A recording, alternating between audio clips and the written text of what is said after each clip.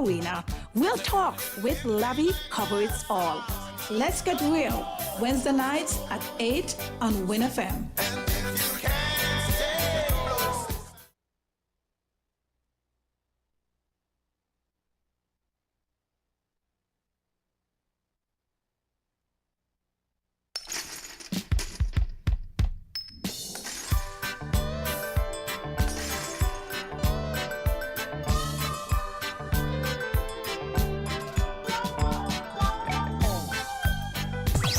WINN is 98.9. 98.9 is Win FM.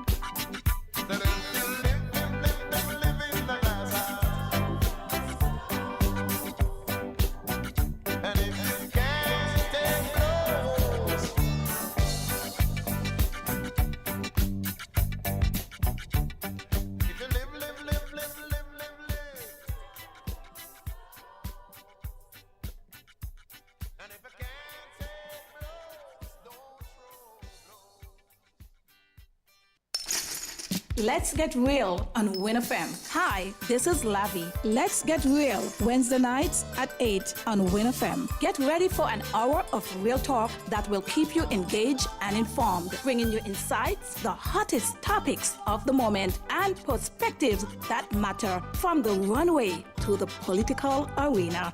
Real Talk with Lavi covers all. Let's get real Wednesday nights at 8 on Win FM.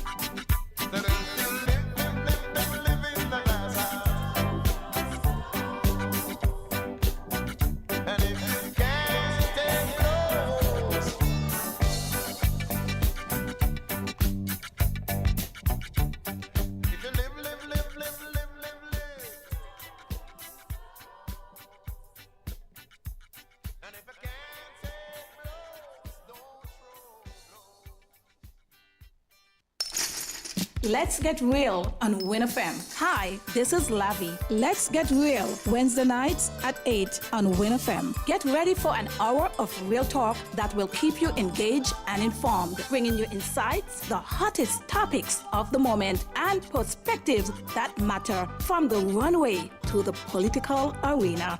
Real Talk with Lavi covers all. Let's get real Wednesday nights at 8 on Win FM. Let's get real on Win FM. Hi, this is Lavi. Let's get real Wednesday nights at 8 on Win FM. Get ready for an hour of real talk that will keep you engaged and informed, bringing you insights, the hottest topics of the moment, and perspectives that matter from the runway to the political arena. Real Talk with Lavi covers all. Let's get real Wednesday nights at 8 on Win FM.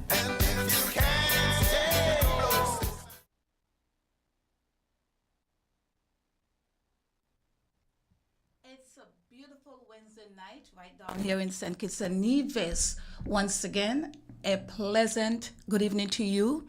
And this is Real Talk with Lavi. Real Talk is a program definitely for the people of St. Kitts and Nevis and those living in the diaspora. This is a program for the grassroots. This is a program to find every individual in the Federation, in particular the indigenous people, those that really, you're not really seeing the faces of many of these people. So I'm actually going in to the communities to find our real people, our hard-working people in St. Kitts and Nevis. Ladies and gentlemen, thank you so much for your patience. As always, I want to let you guys know that Real Talk has been on officially. It's over a year since we have been on the air here collaborating with Win FM. And we're large on the internet. I got to tell you guys, all those persons that are out there that, has always been supporting me. Thank you. Without you, this show would not have been possible. So I really got to tell you guys, thank you so much. I got to say a pleasant good evening to my wonderful diaspora. And if persons don't know what diaspora is, it means persons are nationals, natives from the island of St. Kitts that live in throughout the world, in the Virgin Islands, in the Caribbean, in the United States, the United Kingdom, Europe, Africa, Asia, you name it, even in India. Good evening to Sunny. Sunny is back over there in India. And Sunny is the owner of Buddha Bar, and also for Beauty Inside Out, alongside with his lovely wife.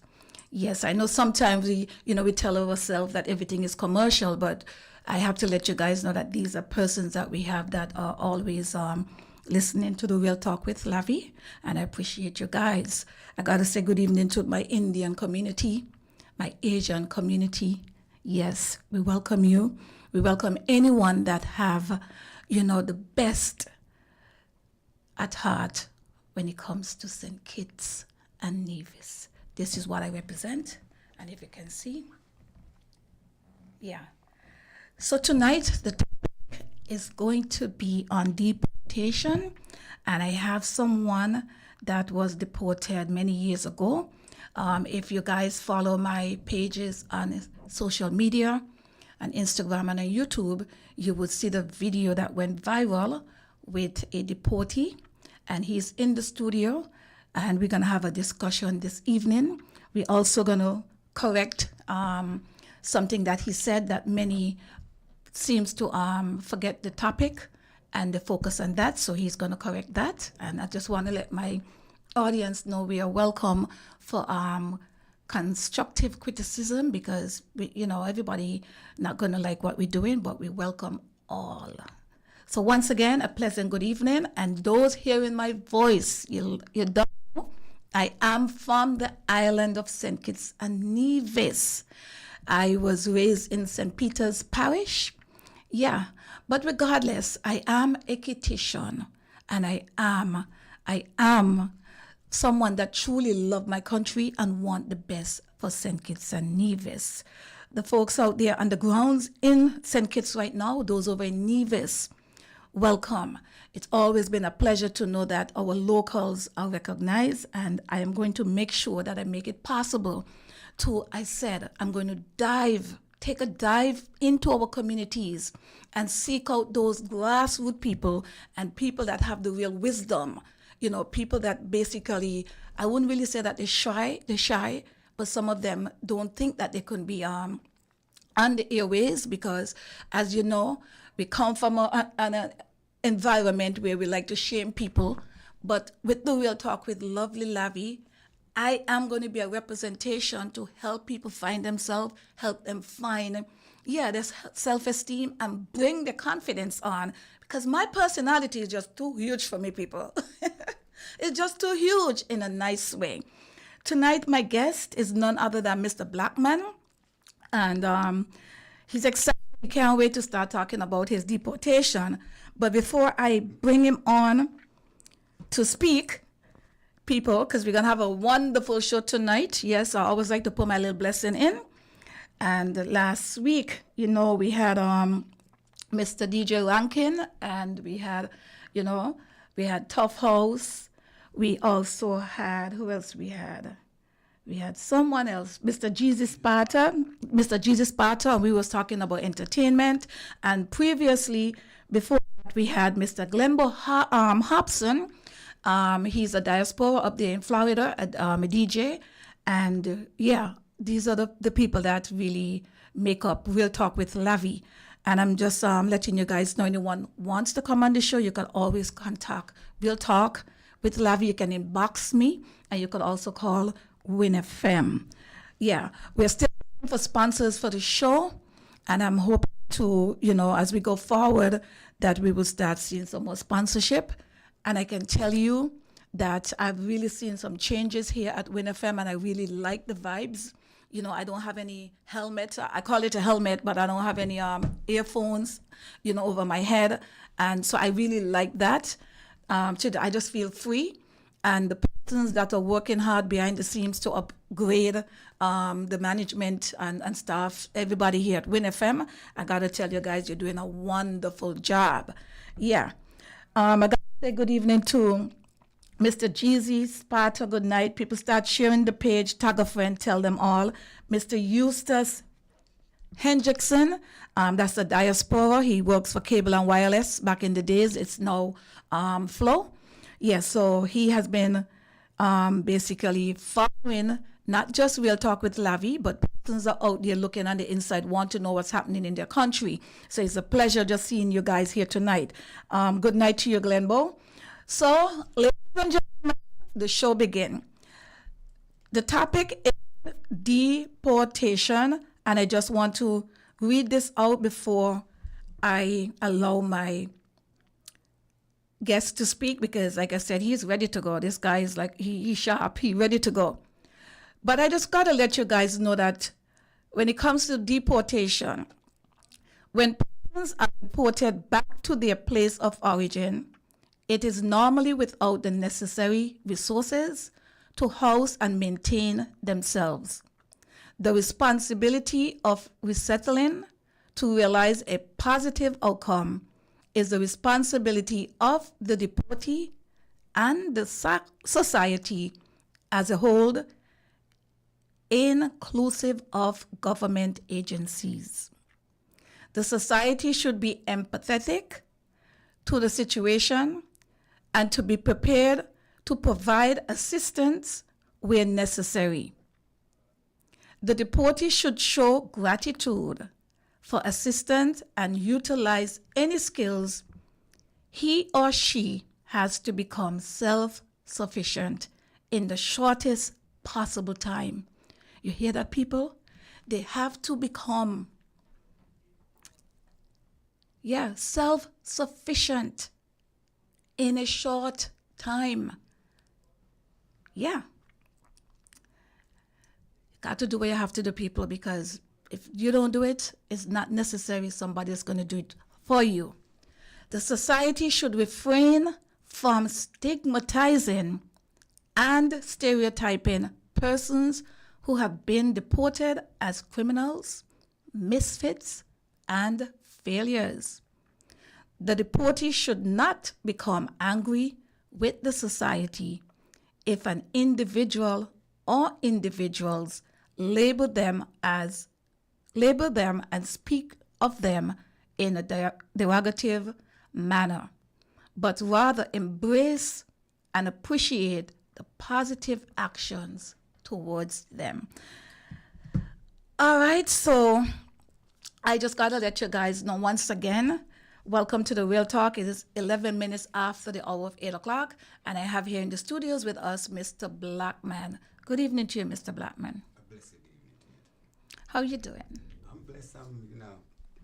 I guess a good spirit to, shed a light on the subject matter, Absolutely. But I know you're going to lead and direct this thing here, so whenever you're ready.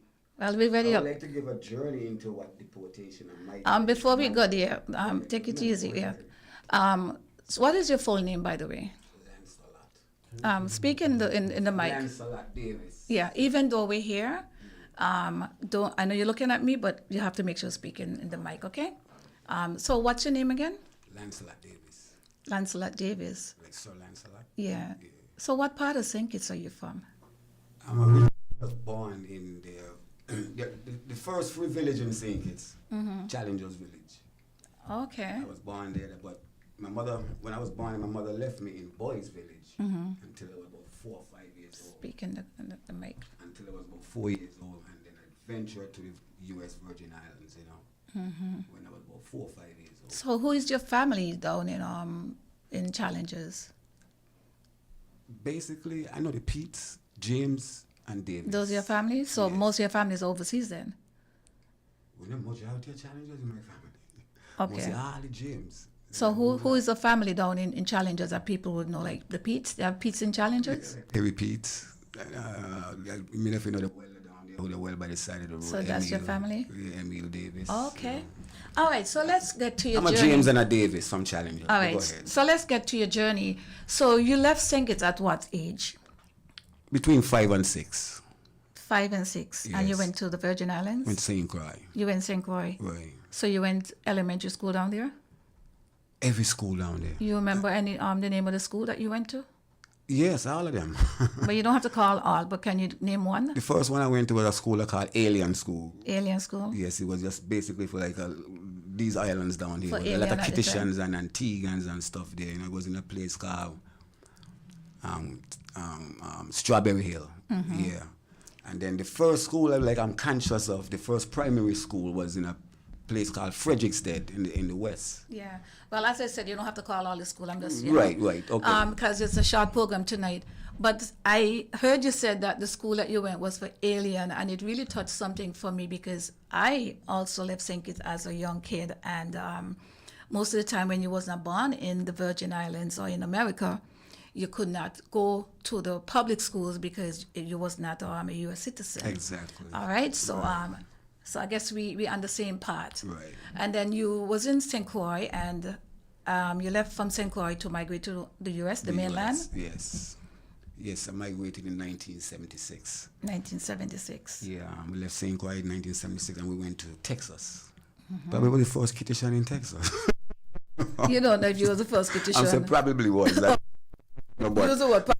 never when I was there. That's why I said so, But they came along, and a Right. whole lot because of St. Croix. See what happened in St. Croix? We had an oil refinery called Hess, and he recruited and hired a lot of people from these islands. That's where they were going to.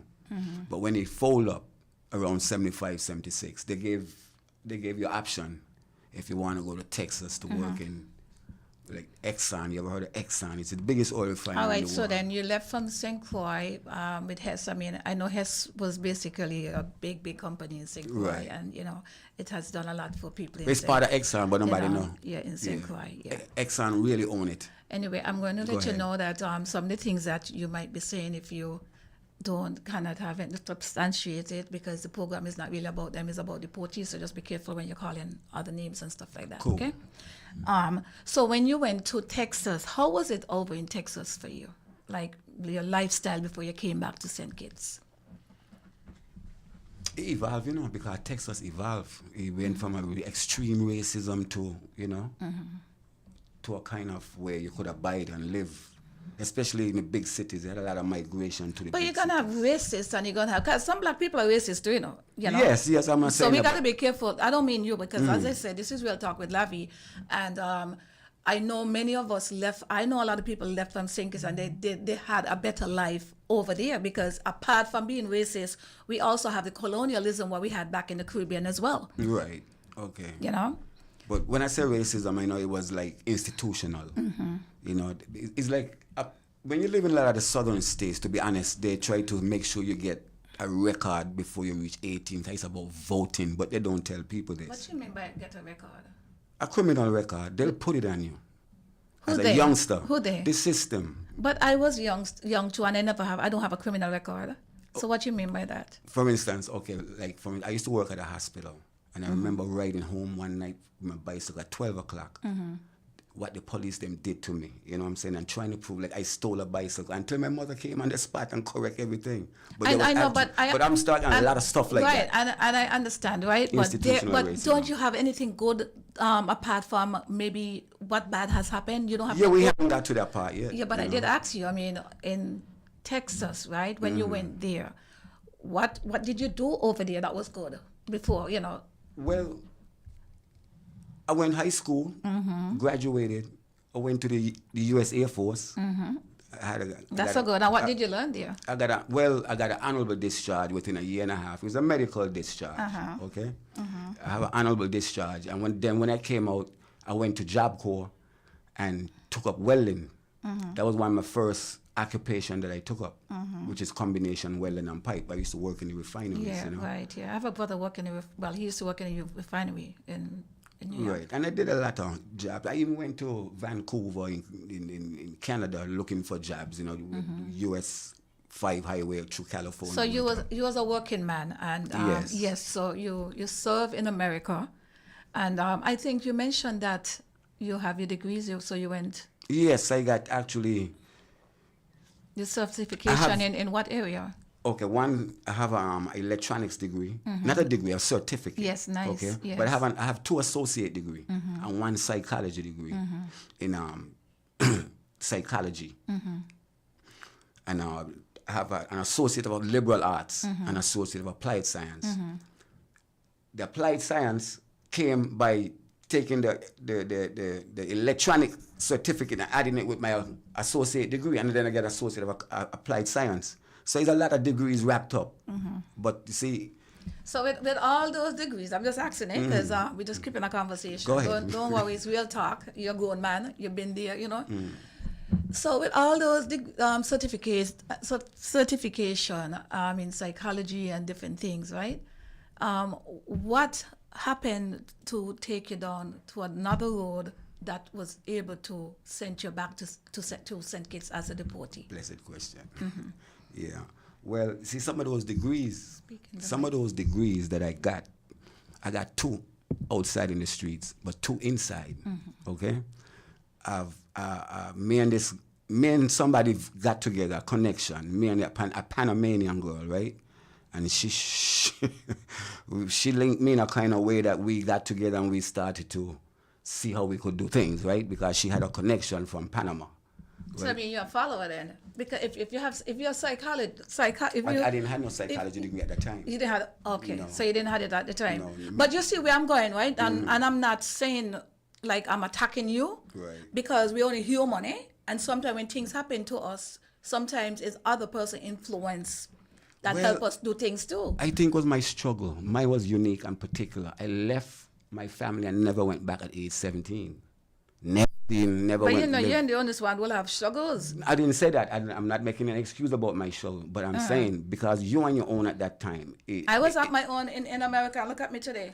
Yes, but go ahead. I can't base my life on everybody, And everybody I never get went that. through the same circumstances I get I that, went through. yeah. You know, I have my particular road and in my lane. You know, and sometimes people throw bumps in my lane and big stone, but I had to rally around them, and mine was unique. I'm saying that I did went down the road. I'm here to give you real talk, right?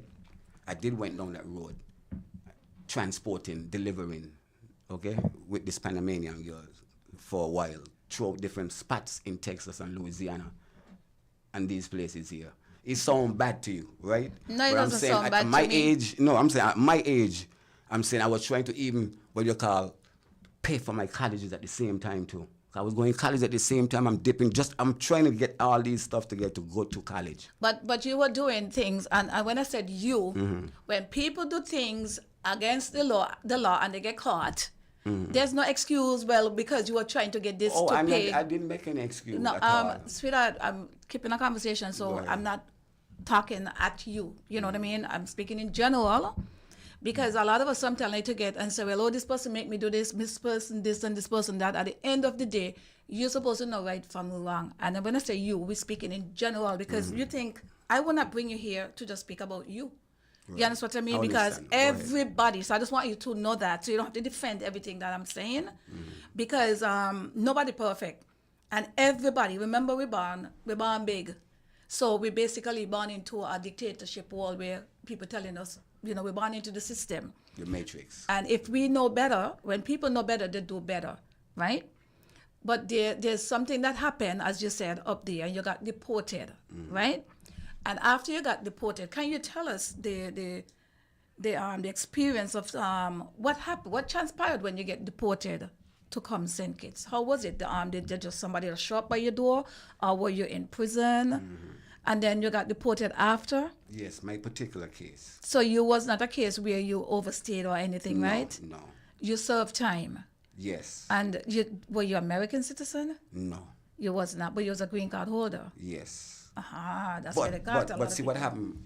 I missed it by 3 months, where they wouldn't have been able to deport me if my mother had got her citizenship But she did not 3 have. months earlier. Correct. Okay. Yes.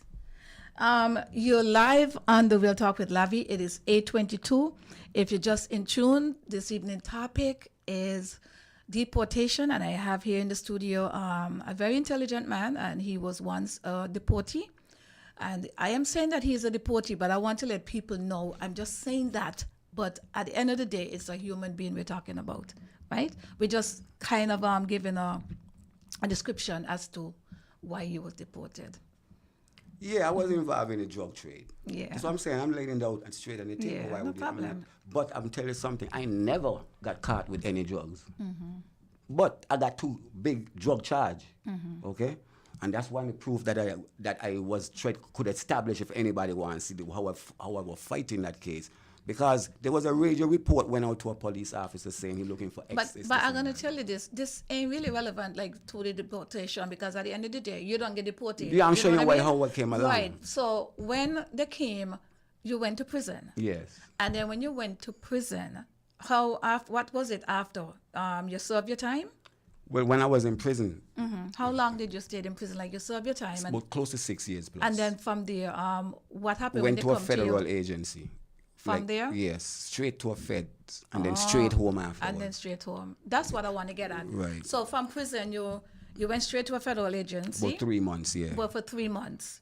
And then they processed me. Did So they I never tell- did get to say daylight again until I reached St. Kitts. But at the end of the day, different people, country, that's how they operate. Oh no, I St. will welcome my struggling. I love my struggle. Believe me, I'm not one of them who cry. Believe me, let me tell you something about me and life. To err is to human, making errors. You learn from your errors. And if you build yourself and learn from your errors, you're a genuine human being. It's not going to like being perfected.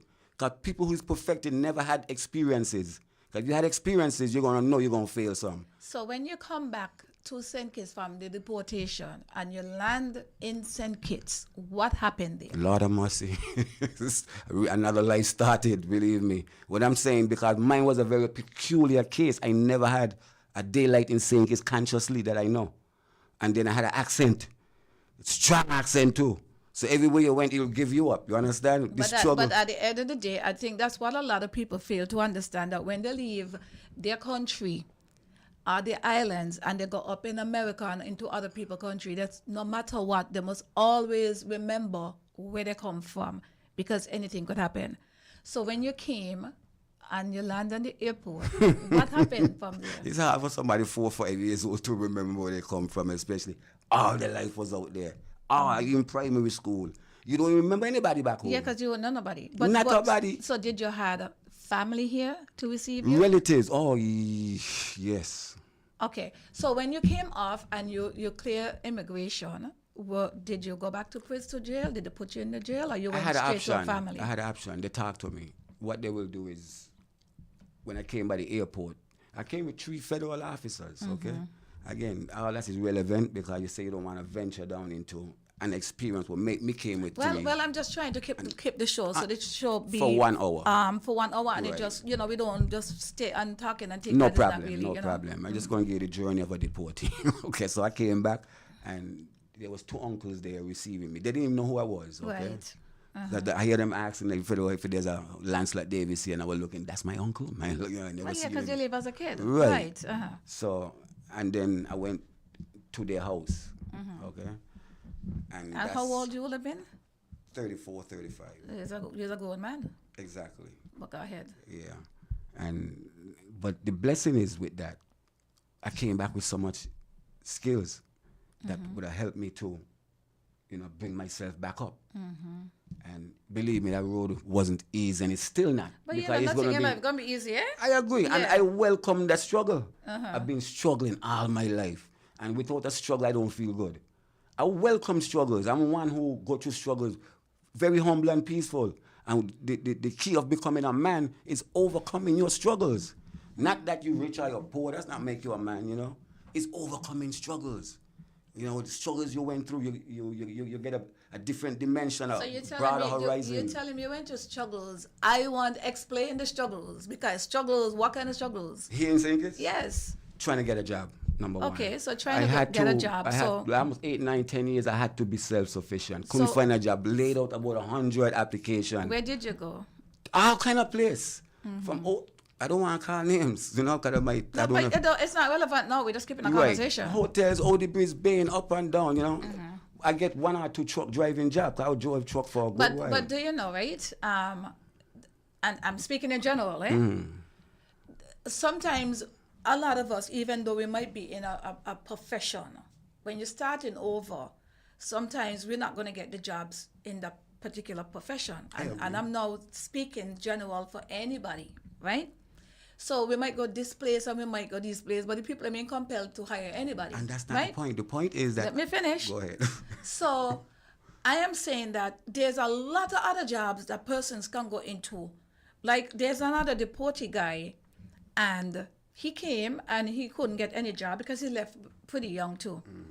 And he did mention to me that he was basically calling his mom because his mom was overseas and for money, and That don't at last. one time he recognized his mother. She had bills to pay. Right. And you know what he did? He started saying, he's a big man and he need to stop ask his mother for money. And he went and somebody told him about a job and he went to work over at the garbage or solid waste, right? And he started, in his head, boy, and a garbage truck. And today I think he have a big position over there as a supervisor or whatever. So I'm just saying that sometime in general, right? I know all them That people. a lot of us, I am here to ask you who, because I did not call the person name. No. I'm just saying Right? about the experience with them. I drove for them too. But so when people want jobs, you can't just come back and feel, well, and this is for any deportee or anyone that basically starting over. Sometimes you got to start from the bottom up and make something of start it. from below the bottom. So when you came back, you said you couldn't get a job, and I understand that, and it took you a while. No, to be honest, when I came back, the environment was very, very good. To be honest, I love St. Kitts when I came back. I mean, the sugar estate was going on, right? I've been here a good while. And they used to have jam band in every place, every village before this gun thing started, right? So it was a lot of fun. And jobs to me was easy when I came back. But then, I don't want to make it political, but there was a statement made on the radio. And from then on, I couldn't find no work from that statement. The statement was say that the people who came back here is the one causing the crime. And it was on the radio and the Prime Minister. And you can't wrong with some... It's not about wrong or right. I'm just saying the experience I went through. Listen, I'm going to tell you this, right? I'm going to control my show. When I interject, stop and let me speak. And when you're speaking, I stop. Because we cannot be going over one another. So I am saying, right, that if something went on the radio and the prime minister at the time said something like that, you cannot wrong them, because deportation sometimes at the time. Remember, the world changed. A lot of things that happened back then wasn't like that. You know what I mean? So people deal with things differently. So I could understand that maybe when they say that, and how frightening it was for you too. But it was a little truth to what he said. But I'm saying, I'm telling you, the point is not trying to blame the minister for saying what he said, because there was a little truth. Because they had some drug lords here that came in, okay? So people were looking at that too. But when he made a statement, I say he made it rough to get a job after that, because the gun thing started to, okay? Jobs were very hard for a person like me to get a job. That's all I was saying. But I survived because I had skills. That's what I'm trying to tell you. So it's good to prepare yourself with skills, because I had electronic, which I could have ventured into, but I chose to go to welding because that was very accessible here in St. Kitts. At the time, I work at Contech, I work with Tweed, I work at... Could you don't call those names, just Okay. where you work at, please? Yeah. Okay, I work at respect. The topic is deportation, so don't call the name of the places. Okay, I work at various places since I've been here, construction, and drive at various places since I'm here. And and I even done coals, used to sell coals. So I'm saying about digging deep because I know I was by myself. This journey is with me, for me, and I try to exclude as much people as possible in my journey right now, because nobody will never understand. So from all those years, what year was that? When I came in? Yes. 97. 97. We had a short conversation, and you mentioned that Obama was the one that did the deportation, and many persons basically came at me and actually even was saying that you're lying because it's not Obama. And when I did check it out, in 1997, Obama would not have been in. It will have been President Clinton, right? So I don't know if you want to basically clarify that while you're here. It's possible. Speak okay. into the mic, please. I know it was Clinton made the move when, like how Trump is doing right now.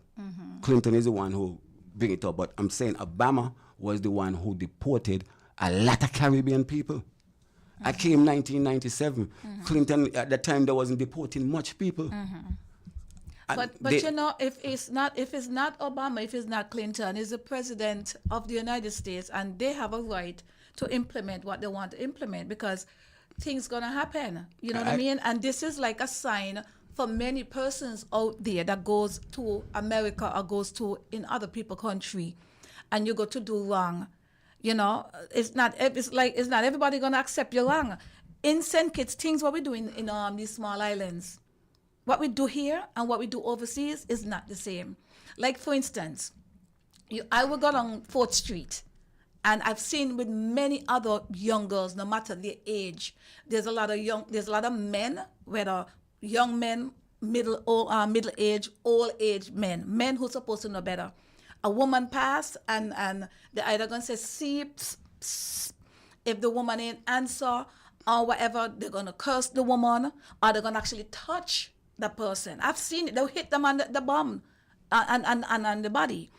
In America and in different places, you don't do that. That is assault. That is sexual assault. That's harassment. You know what I mean? So there's a lot of things that we do here in our small island that I wouldn't really say acceptable. Like people just don't really pay that much attention. You live in America, that there's certain things that you cannot do over there, right? So when persons get deported and you come back, you said it was very hard, it's a struggle. And listen, it's a struggle for everybody, much less when you're deported.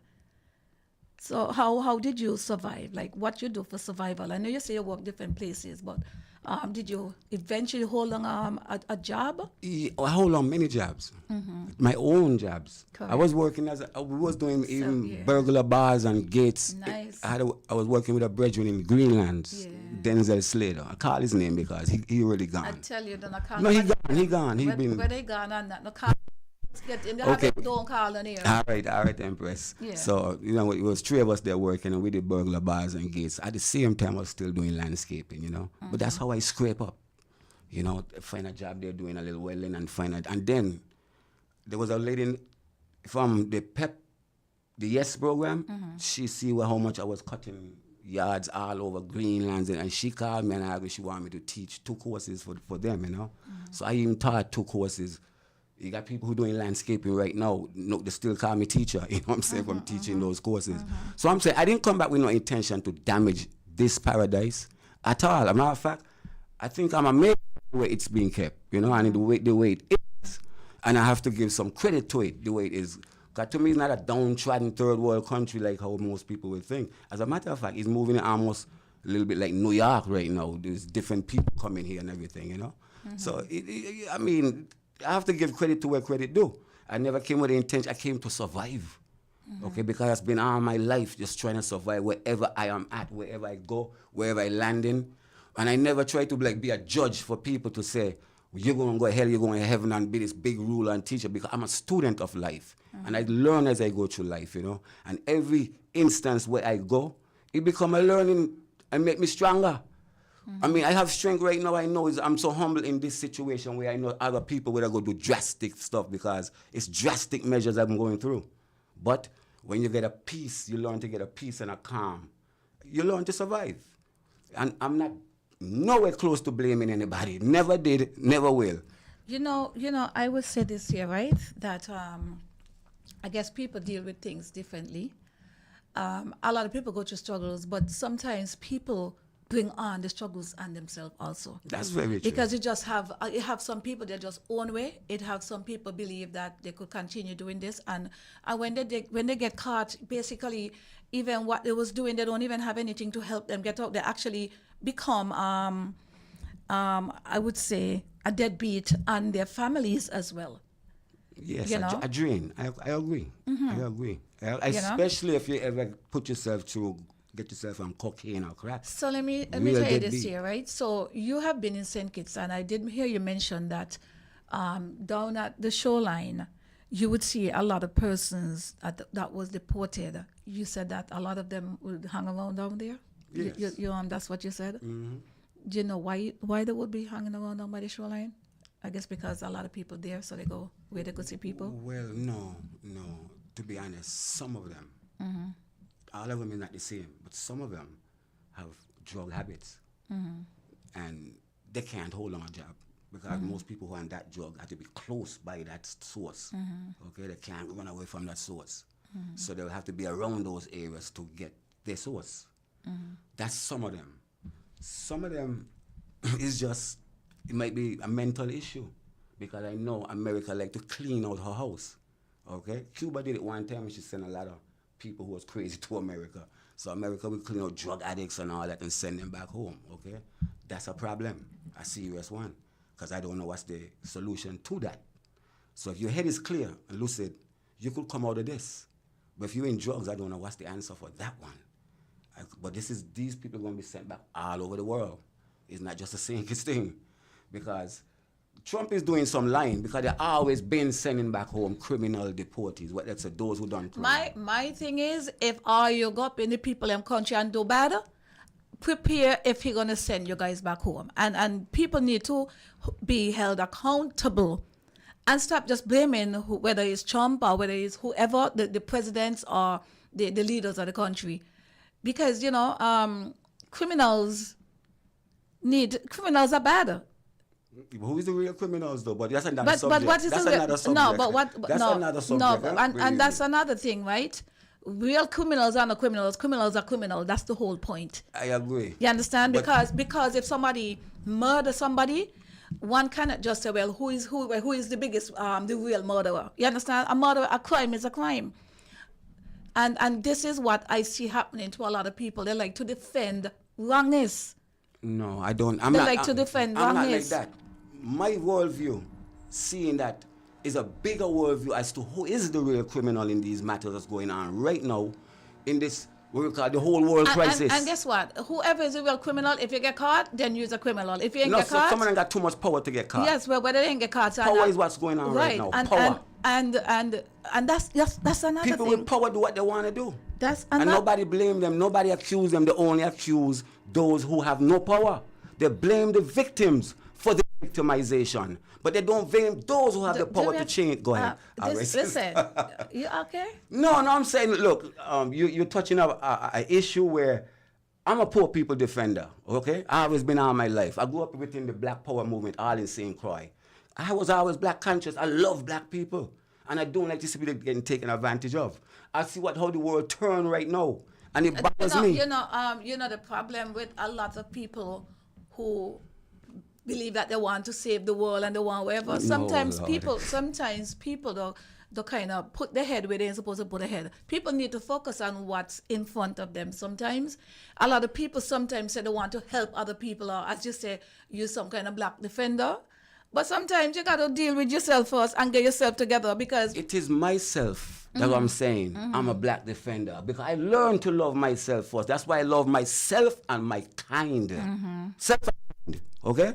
Because self and kind is still me. So the deported, okay, so the persons right now, right? For instance, I think they said 68 people supposed to be deported to St. Kitts. 68 people coming to St. Kitts on deportation, whether it's crime, regardless of whatever it is. The fact remains, a deportee is a deportee, right? Because most of them probably at different ages too. Maybe, as you said, some of them leave from a long time to come back. So then really, what you think gonna happen if something like that have to come here, and with the possibility of other deportees that go to other country gonna basically maybe head down to other islands as well. So it's gonna be a big problem. So it's not just 68 people from St. Kitts, but a lot of us here are not like database. Like, in America you have a social security and it follows you in the system. It's database, right? Our social security ain't like that here. You understand what I mean? Where you could just punch in and, like how America do everything, they pull up everything about you from a social.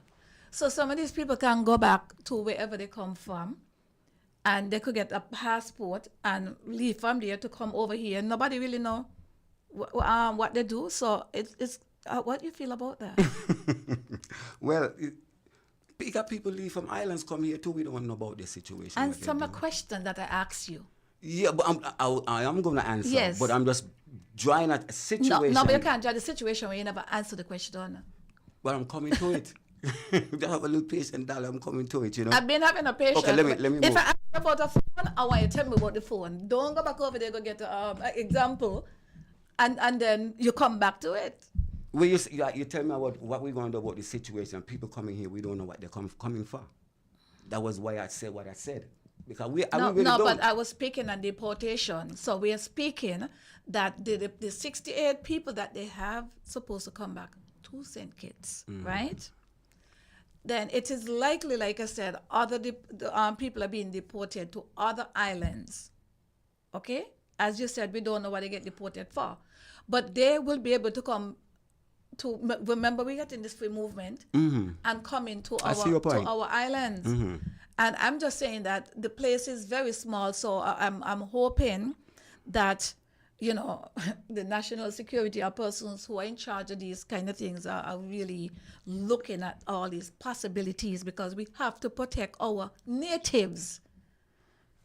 We have to protect our natives. I feel there's a kind of a energy that's coming, like, I can't really explain to you about the deportation issue as towards the blaming issue, because it's not a blaming issue for me. And we're coming back here to St. Kitts. The explanation that I would like to give, especially to people like my situation, because mine is very unique, different than all the rest deportees. The rest going to melt away in St. Kitts to me, because they've always been melting away. So I'm going to go where they go. They have a spot for everybody. But the situation is when you left before 5 years old, that's a different type of deportee. That's me. So I'll come to explain to you. You come back with a deep accent. But it's much harder. Everybody's situation is different. You know what I mean? Right. I'm just trying to show people how I survived mine and how somebody else who coming along the way could survive it. That was all. It's not trying to blame anything, anybody. I didn't come here tonight for that. I've never asked anybody for no help. All my stuff being pushing through by myself. And I love myself for what I do. I never bow. I see people, Some people just want to beat me up because of where I come from. So you said you've been back here since 1997. You have a family. Did you create a family? You have a wife. I have a daughter you here. have children. I was living with a girl with a child for a while, but she died from breast cancer. So my daughter still live with me, you know. That's me Okay, and her. nice. Yeah, how old She's is she now? 22. Oh, nice. So you got your little family going on. Yeah, my little something. That's why I said I didn't come back here to try to damage nothing. I come to praise. 'Cause I like what I see. But with this issue here, I just, throughout my whole life, I see people just blaming the victims them. Yes, we put ourselves through that because of pressure. Circumstances will make people bend. Good if you can't bend, but good if you didn't bend. I praise you because you got good discipline. It's the level of discipline that you have, okay? And sometimes the level of circumstances that you face. You could go through drastic times that, believe me, take drastic measure to come out of it. Only few people who went through that will know what I'm talking about. I'm serious. So I don't judge people like that. I don't go on evangelizing myself to be this and be that, and you're right, you're wrong, you're going hell or heaven. No. But and you shouldn't. No, I just spread what life taught me. I'm a student of life. Okay, I don't go around saying my God bigger than your God, and mine better than yours, and boom, boom, and bullets start to fly. See who got better. I'm not like that, okay? I believe in ethics, morals, and principle. And I know history. And from history, I know we are very unique people who've been treated a very unique way. And me growing up in Texas and seeing that ways, when I say institutional racism, I used to building that said no niggas allowed. When I reached there, but I'm saying those changes have gone. So from since you left up there, how is it in St. Kitts since you come here? What have you learned here in St. Kitts? Well, I'll not learn, but I'd like to see the development, progress going. So you ain't learned nothing from since you've been here? What do you mean learn, like as to what, Well, like morals or life ethics? is a learning. Like you said, you've been in the States since you're small, right? You came back 1997. So what was your learning experience here? Every day I learn Exactly. human beings. Right. Ways. Well, I learn my culture. First of all, I have to know this culture. I have to be reoriented. That's my point. Exactly. Reoriented to it, Yeah. even the language, Uh-huh. Because sometimes I hear people say, I will like, I remember that word there, long time ago, but I can't pick up with it right now. So the last meaning that. So I have to learn quick and Right. pull up quick, And I think the place here blessed. I don't think Kittitian know what they got, honestly. They have a lot of. You can't say that you don't think Kittitian. There's a lot of Kittitian know what they have. Well, they have a lot of wealth here, and they don't know the wealth. Because if you're going to take off and go other places and leave your wealth here, it's something else, But people got to travel. Well, I'm saying, like in America, it's hard to get land, especially when you're from a certain neighborhood in America, black. But you could get it here so easy. You could get medicine here easy. America will kill you with medicine. Medicine will murder you in America. That's one of the only place I know that they will take your life. Any little surgery will cost you anything, So you have it good here in St. Kitts in certain ways. That is very, appreciative. And I think they've done well. And they could do better, but we're rolling forward good, man, compared to a lot of other places. And that I could give, some accomplishment for the whole St. Kitts have pulled up. Really did. So, have you get connected with any other deportees here? Like, do you know anybody else? And yes. Since you've been here? Yes, he had one brother who served time with me in the States, Yeah, and we shock when we meet each other here. But you met people here, though, along the way? One person along the way that was with me in Houston and served a little time with me in Houston. You real talk, man. So what is your learning experience from all of that? I learned life, how to deal with people better every day. And the thing about life changed too, so you might have to change with it, rolling with the punches. Like every generation come with different ideas and different stuff. So that's what I'm saying. I don't try to be stagnant in my thoughts and my theory. I try not to get off into too much belief, okay? I like evidence and proof. So that have been my teaching all my life. And I love black people, believe me, And saying because people have a history, they need to stress a lot more. You're the original people who this so and that. if you had, what message would you give to persons that are deported, right? What lessons would you give to them in terms of when they come home, the adjustments and everything? Okay, good question. Very shortly though, because I want to go further. Again, I can't give you a solution. if any deportee come with crack in the head. Come on, you say you study psychology. Exactly, that's what I'm telling you. I cannot give a solution for somebody with crack because I don't think St. Kitts have any drug institutions or any rehab for these people. And it's not a fault because St. Kitts is a growing, coming up country. It's not like America and England who got all this stuff, you know. So that's a big problem right there. So I can't, but for people who come like me with the head good and left before at school, the best thing I could tell these people is get some help from the government, please. Try not to even go to your family, that particular type of individual. Get some help from the government, if you could. If you left before you went to any school and you don't know the culture, you don't know everything, it's drastic, believe me. So that's my piece. Oh, nice. Another thing you want to share? Yeah. Don't get upset if I share this because it's... Stop telling me don't get upset. I'm a grown woman. This is real talk. You need speaking, you need not to. And I think that the audience is misinterpreting certain things because for every time I say something, you're very opinionated. So No. I said don't get upset. You know, so like you're telling me don't get upset. Why would I get upset though?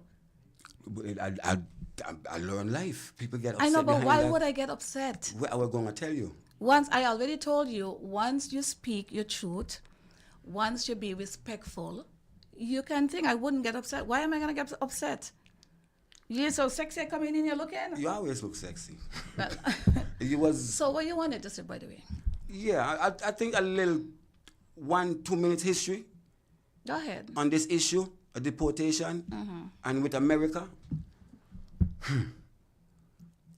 The first set of Americans came from England out of jail, and they call it they call it Thanksgiving, okay? And the Indians treated them very well. These were white people, and they murdered and slaughtered them and took their country. They went down South America, Central America, and destabilized all those people government. Those people going to America right now because they don't have a government. They don't have anybody representing them. It's America cause all of that. I'm not saying blame these people, you know, or blame that. Just people need to know what's going on to get a full picture. Because if you don't get a full picture, you'll be biased and you'll be very prejudiced and one-sided, you know? If you don't get the full scope of the whole thing. So that's my little piece. Anything else you want to add? Well, I want to tell you the type of person that I am, along with other persons. People know that this show is Real Talk with Lavi. Persons that don't understand this show, and if this is the first time, and maybe if they're carrying feelings for whoever, you know, but I am going to steer my show how I want to steer it. And I believe that if somebody come to tell and share the stories, you know, we should not always want to, you know, be speaking about... especially persons like that make the rules and the laws. It is what it is. There's certain things that is too big for us, you know, no matter what, you know, we could think however we want to think about it, But it's just certain things that are just too big for us. I mean, what are we going to do? I didn't understand that. But Meaning there's certain things with the system, we might not like it, but what can we do really? What are we going to try on top of it? Oh, this is why I went down the bad path because there's a lot of racists and there's a lot of so this. you're saying you shouldn't mention it then? Huh? You're saying you shouldn't mention No, I it? did not say that we should mention it, but we should learn from these kind of things Same because thing I'm saying. if we know America is racist, right? What you mean to tell me everybody in America is racist? No. That's why I said institutional racism. I didn't blame no individual. It's the institutions. And I got to tell you too, right? We here keeping a discussion, and I feel like every time I say something, you're probably taking it like I'm speaking to you direct, and it's just like an open discussion. No, I'm just trying to follow you. I didn't really think any kind of way. I love this. I'm just trying to follow you. I think you're nervous. That's why you're totally different from when we had our discussion. No, I'm not nervous at this all. is new for you. Remember? This is the first time I'm being in a studio like this. Not in my life. I didn't ask you in your life, like up Right, here. in St. Kitts. Yeah. I'm hiding in St. Kitts. And I know you have a lot to share, and I want you to share it. But those people have ears to hear. Because, you know, people like to hear what makes them feel comfortable. Them people, what they call truth, they might not want to hear the truth. The truth is very painful. And the truth, sometimes there's certain things, even though it's the truth, there's certain things that need not to be said either. And that is why I don't have a problem with you saying certain things. But you don't have to be calling all the people their names or No, I certain didn't mean things, to do you know? that. I didn't mean to do that. But anyway, one more thing. You know, I really can't tell people when they go to America, the spot that they drop, what to do to survive. Or don't trouble the people and this or that. I don't know what they face when they go there. Yes, it is true. You got to know the consequences of what you do when you finish doing it. Right, and that's the point. So when you get deported and you come back, there's life after deportation. And that is all I'm trying to get out from you, because there was a life when you came back here. Being deported don't mean that, you know, you're still living. That's what we agree on. You're still living. That's what we agree on. I came back and I fought. But there's just some people, not everybody in life, you don't have to be a deportee. There's some people that just go along the wrong path. And there's some people just ignorant. There's all kind of people in these things. All kind of people die. It's going to be all kind of people, yes. But there's some people just ignorant, and they're going to do things that get in themselves into trouble. And when they get themselves into trouble, then they're going to go and blame somebody and say, well, this is why they get to do this, and this is why, you know. The bottom line is, if you get deported and you're coming back to your country, you're supposed to be able to be thankful and grateful if somebody accommodate. Oh yeah, you're accommodate you. You're supposed to do that. Believe me. Right? All this blaming, and again, I am here speaking. I'm speaking in general. Please don't take it as if like I'm attacking you. All right, sister. Because there are persons out there on the line saying that I'm not giving you a chance to speak. And it's not a matter I'm not giving you a chance to speak. But I do not want this little conversation that's supposed to be a friendly conversation with deportation to educate the people. It's not just about both of us. And I am going to control my show. You know, so I'm speaking in general. I have nothing to do with you. You're a man. You know what I mean? You're a man. You're not a child. So I don't understand why people acting like that, because you're a man. You're a mature man. You went jail. You said you know the whole running. So what we're speaking about here, a tough person. I mean, come on. So you know you're not supposed to feel intimidated because. Exactly. Because I'll tell you something. The persons that's out there saying what they're saying and whatever. You understand? You're no kid. You're a grown man. This Real Talk with Lavi. You might say that I'm nervous, but what it is, I have so much to say. I'm ready to. To say so much. Yes. But I have to try to respect your show and what you're doing. And that's and you know, give me a high five right here. Give me a high five. Okay. You know why? I'm glad that you said that. I recognize that you have so much to say. I have to say. And I know that there's certain things that you might say that is not going to be fitting for the show. That is why sometimes I'm kind of like trying to see if I could. Well, I tell you direct me. Where we going? I told you to direct me. So these people out here and thing or whatever, it's fine. This is Real Talk with Lavi. Our numbers are up. This is what we're about. You're not a kid. You know the run-ins. Right, I'm Your far back's from supposed to strong. You don't went to prison. You don't know what deportation it is and stuff like that. If you allow me to say one more thing, please, about the deportation issue.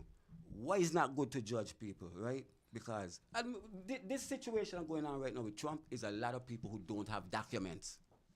Like the Mexicans and who going across the borders. They're going across in the tens of thousands compared to us in the Caribbean. That's the big problem, going through Mexico, going through Arizona, California, and those, right? But I'm saying that we, as a people here in Sync, we don't have 60-something people, they're going to melt away. Quick. And I don't think they're going to be a big problem like how people trying to put, because they just, those people who coming home, they just ain't have no papers. You know what I feel? And I'm going to say this they here. They have no papers. I'm going to say this here tonight on the Real Talk with Lavi. A lot of our black men, I feel that they don't know how to go through when they, even though they do the crime and they go to prison, there's a life after. People got to be able to be strong and be innovative. And I said, prepare yourself for life after. You understand? Because at the end of the day, whether you get deported or you don't get deported, situation going to happen. Look at COVID. We're going to have the economy going to go up, the economy going to drop. You understand what I'm saying? And I find men in particular, some men just cannot take on the pressure of life. And they tend to do things the easy way out. And they will sometimes get caught up. And when you get caught up, you know, as you said, you know, you can become, you might do something and then you start a drink. You know what I mean? And or some will probably smoke, and then it become a habit, and then it become an addiction. So I believe that if people are focused, because in life is about walking to be independent, so you can be able to help oneself. A lot of us want to help many other people, but we must be able to be in a position to help ourselves. And help ourselves don't have to have like a lot of money, but just enough to basically My experience get you by. I agree with you, right? In a perfect situation, you sound very lovely. If it's a perfect situation. Well, I'm also an entrepreneur, and I speak this kind of way because I'm an independent person, and I believe in self-efficient, being able to be self-reliant, and just being independent. Because if one don't make themselves to be independent, they're going to become a menace to society to always have to depend upon somebody else or going around begging. If you look around in the street of St. Kitts and Nevis, 80%, if not 90%, of men that are on the street, maybe they're power or whatever mental issues, but they're out there begging, right? And it don't stem from just begging. It stems from somewhere. I agree. And That's the point. Not trying to cut you off because you made an accusation towards men. I'm a man too. I'm not feeling no bad about nothing like that. I'm just explanation. We're speaking in general. Right. I could look at the picture from a very small view, or I could look at the big picture what caused all of this. I'm just saying, and then, is how you're looking at this picture. I've learned to look at the pictures from a big scope and see what caused all of this and what could fix it. But then everybody will blame the victims of all of this here because they have no power. Instead, you see nobody blame those who's causing those things. And they could blame it. They don't see the unseen hands that pulling these strings. Because it's hard to see. And when you bring to the people the knowledge who's pulling these strings, your life could be in jeopardy. That's what happened to all our leaders. Not going back straight again. Okay, I don't want to stray too much. But like I say, I have so much to pump out. But go ahead, Empress Lavi, and run the direction of your show. You carry a lot. You hear, I don't know what it is, but you seem to carry a lot. Yes, I do. I'm telling you. That's what I believe to be. This is just my secret to you. I know I have other idea why they sent me home. It have nothing to do what they gave me. So you're still angry? You think because you sound so? Yeah, I'm angry not with St. Kitts. Please get that out the way. I did not say St. Kitts. I said you. Okay, are I'm angry. talking in general. When I I'm say please, speaking you. You sound angry. Right. Okay, when I'm said about I'm not angry with St. Kitts. Let's get it. I'm speaking to the in general. You're angry with what happened to you? No, that's not. Sister, life taught me. How am I going to be angry what happened to me and I survived this year like a tiger, like a lion, I'm proud of myself. But I'm saying I'm angry at the world and the situation that's going on with us as a people. Very angry. Because our people take it lightly. And, it's just we blame each other so much for our victimization. Instead of going and attacking who is victimizing us. You need a woman. You need a girl. You need some love in I your don't life. think some people some people don't come made for that kind of life. You need love. I had love. I think I had better genuine love than a lot of people. I've experienced real good. I had real soldier. You know what I'm saying? But I'm telling you, I was a minister in the Nation of Islam. Okay? So that's open up a little more for you. And with that, I got to the levels of point. I was fighting a struggle where I was supposed to be an expert witness in a lawsuit against the state of Texas before I came out of prison. And I believe that's why they sent me home. Okay? But that's just where I'm at. I'm angry at the situation with black people and the world and the ways power run right now. And nobody doing nothing about it. All I could do is just hold my corner, hold my peace, and watch the movies.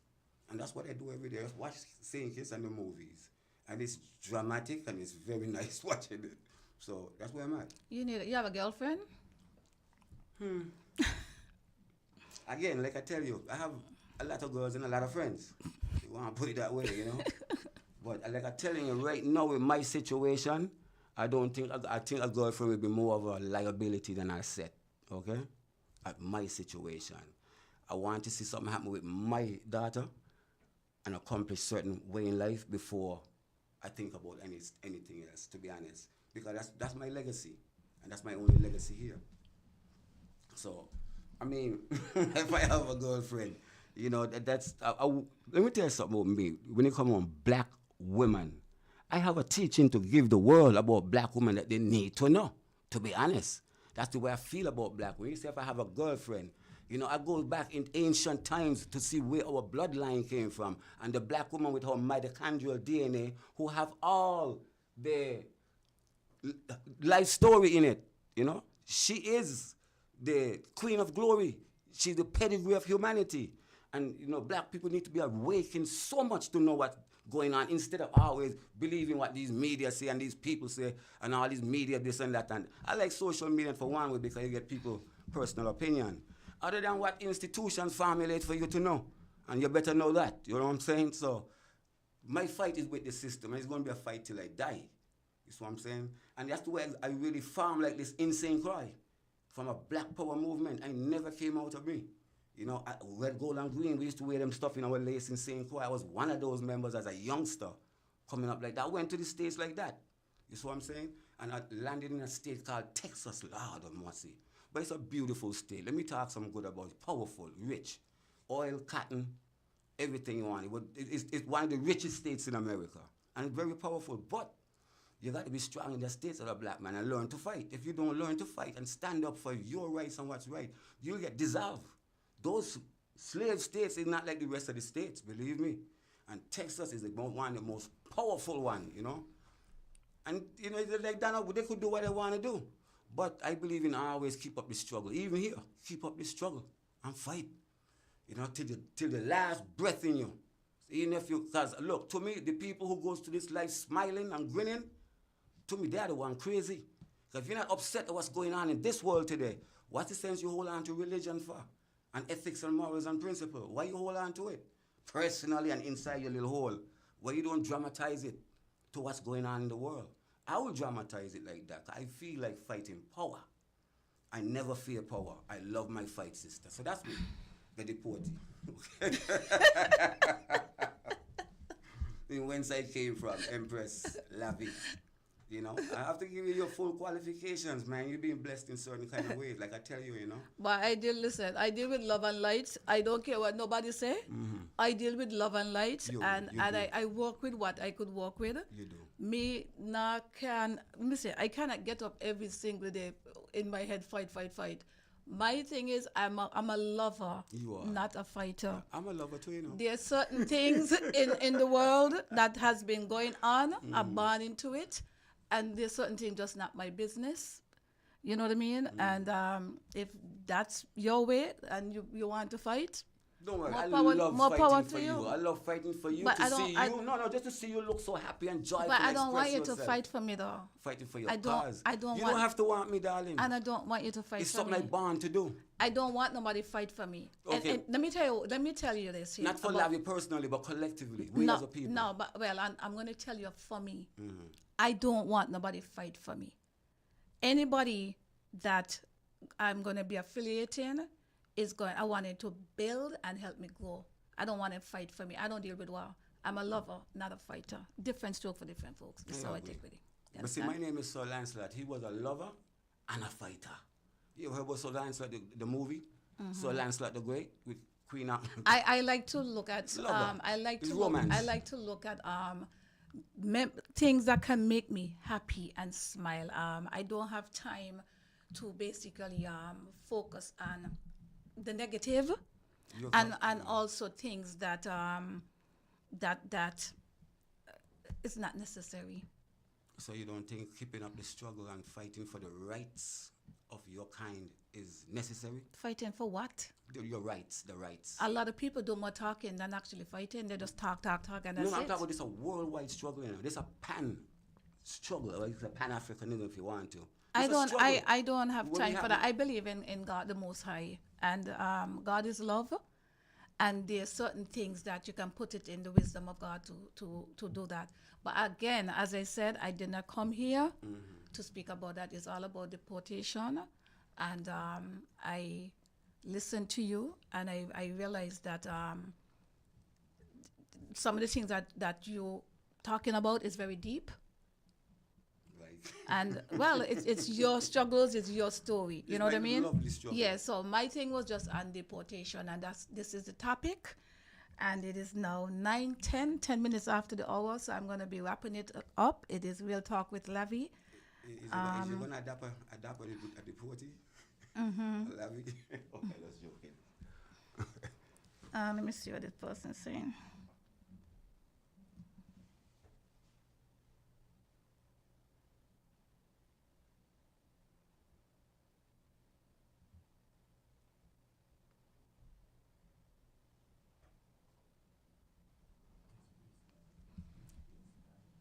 Huh?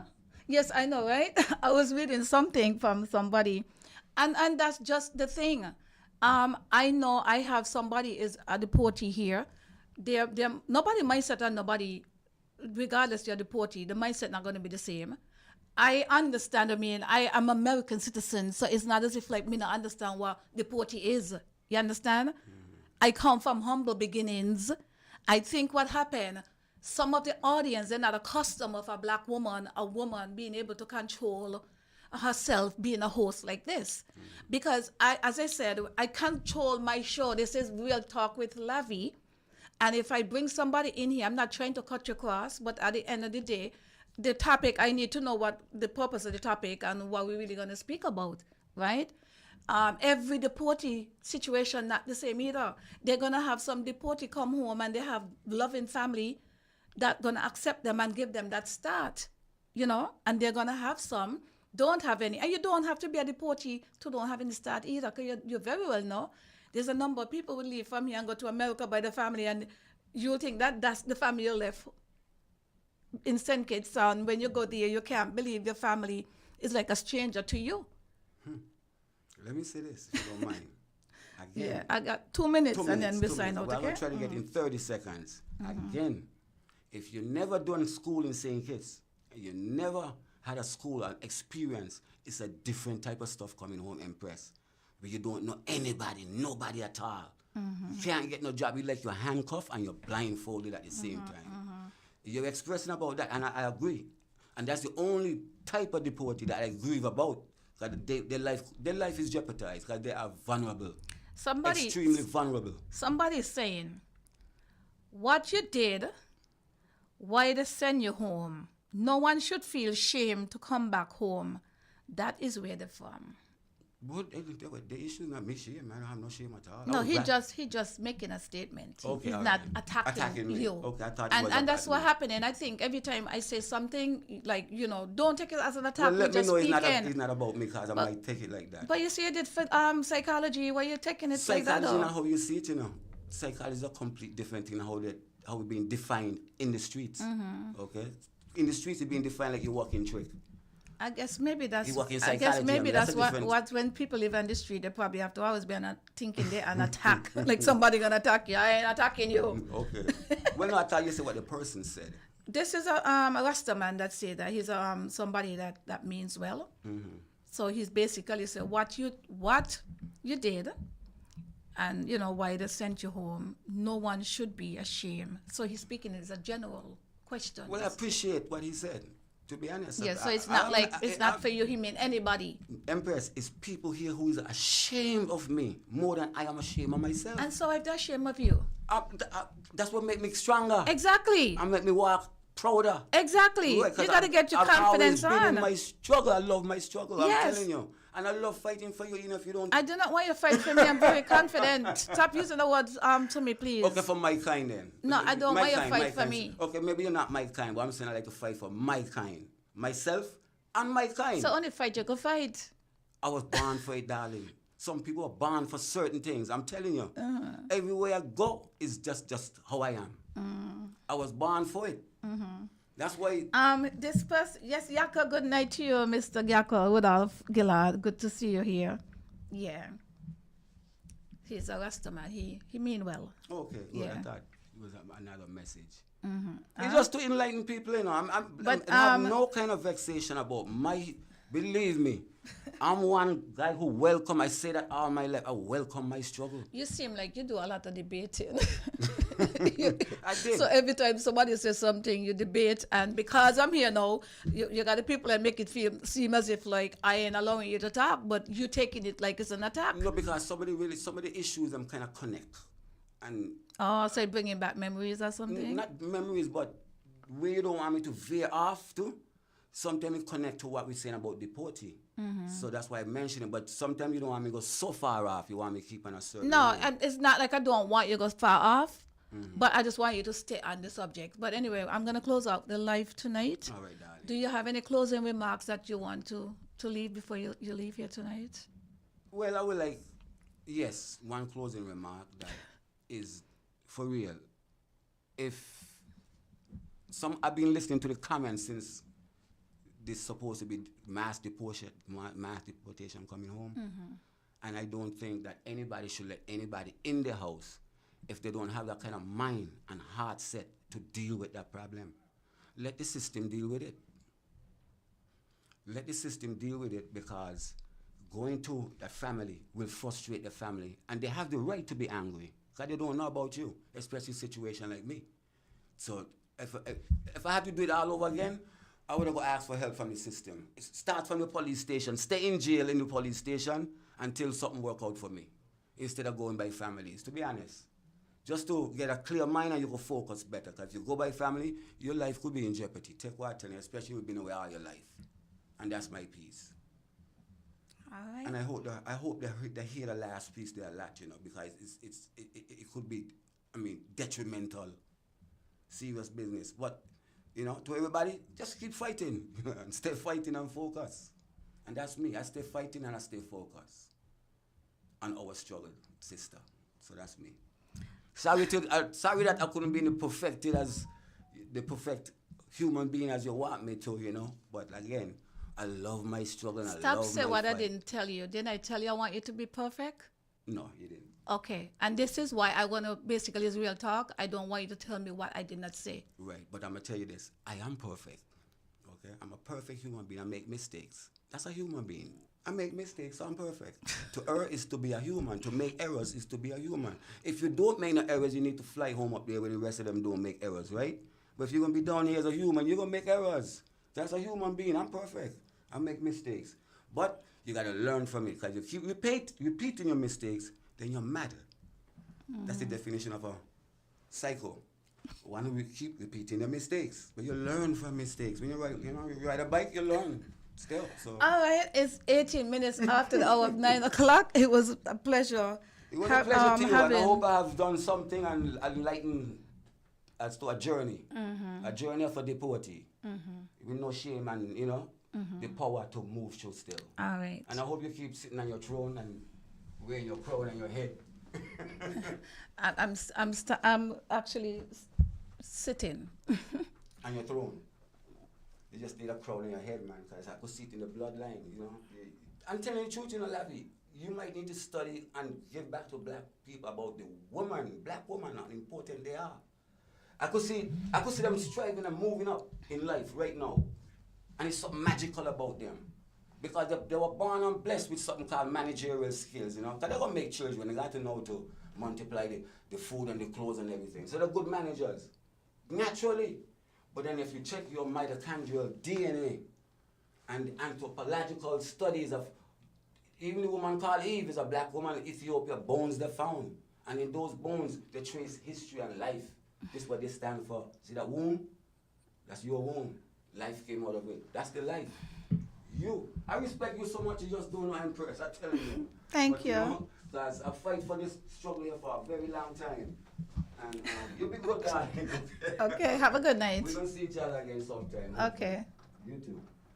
What are you saying, Oscar? Now you're good? Just cool, man. How are you? I'm all right. Don't look so scared, man. Huh? Could you close in the door, please? Close the door.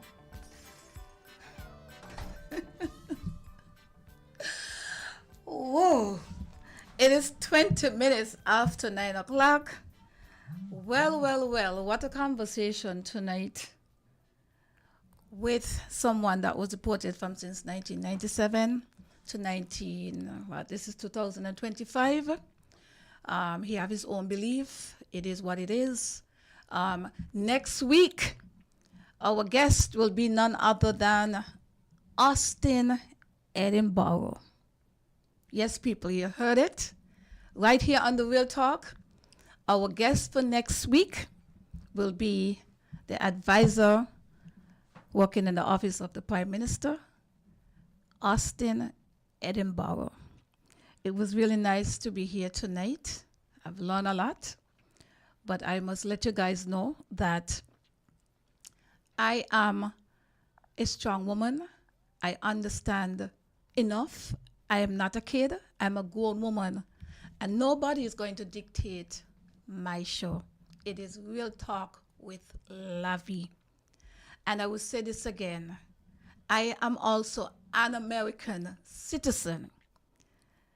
And I recognize that there's a number of persons out there they fail to understand that there's a lot of Kittians are living here in St. Kitts and Nevis that are also citizens of the United States of America, Great Britain, different parts of the world as well. So a lot of us are connected in many ways. So tonight, the topic was deportation, and you heard it from, Mr. Blackman. Yeah. So have a wonderful night. As I said, next week, Wednesday, same place, same time. Our guest will be Mr. Austin Edinburgh. Good night.